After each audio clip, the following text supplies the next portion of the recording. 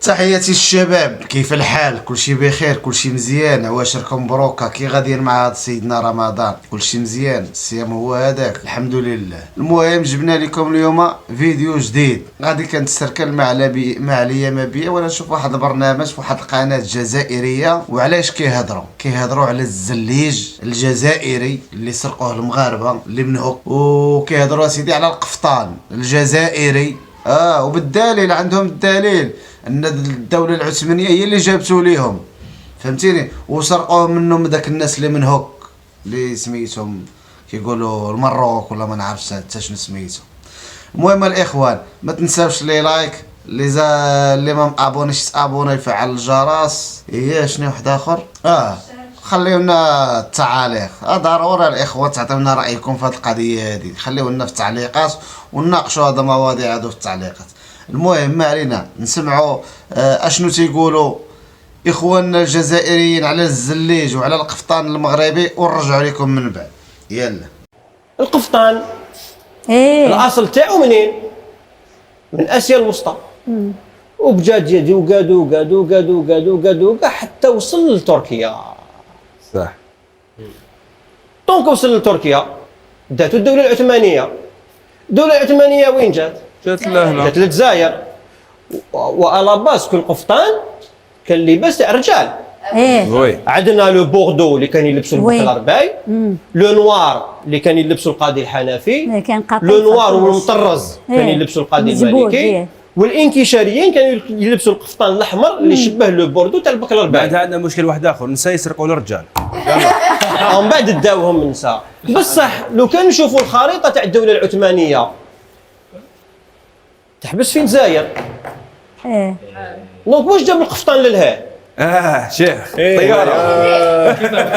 واش جاب القفطان للها؟ هي دولنا الحاجه تاعنا. هو جاء من العهد الروماني والعهد البيزنطي، كانوا المنامات صغار منا، وما بدا يتطور مع الدول حتى الدوله الاسلاميه.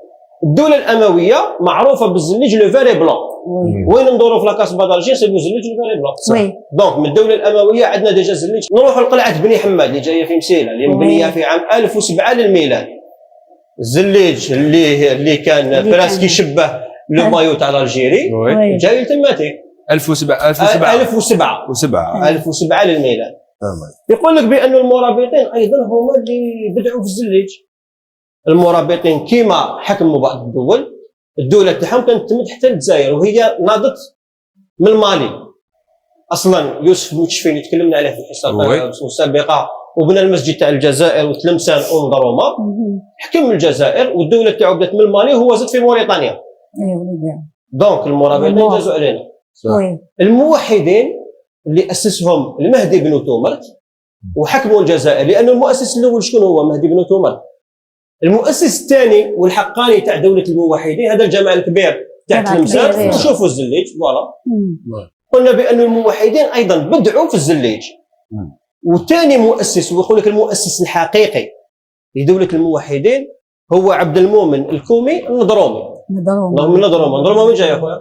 هي عندنا في تلمسان في الجزائر. جاتهم قريبه. الجزائر. المهم الخوت، هانتوما سمعتوا بودنيكم وشفتوا بعويناتكم، باقي شي مغربي يقول لي الزليج ديالهم ولا القفطان ديال المغاربه راني غادي ندير ماشي شغل اللي ما كيدارش. الله يا خاي، اش جاب الزليج للجزائر؟ اش جاب القفطان للجزائر؟ هادشي بعيد كل البعد. هذا عبد ربيه الضعيف اليه.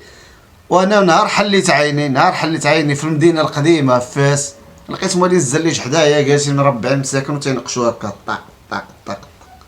هاد الخياطه حدايا كاملين كيضربوا في القفاطن تمايا. وجات بقى تلويم هنايا المرابطين وهنايا العثمانيين، ما عرفتهمش اصلا واش دخلوا عندكم شي مرابطين ولا ما دخلوش شي.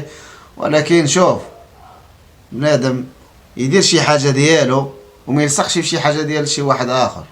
هذا ما كان. والسلام عليكم. اصلا رحنا مبوقين.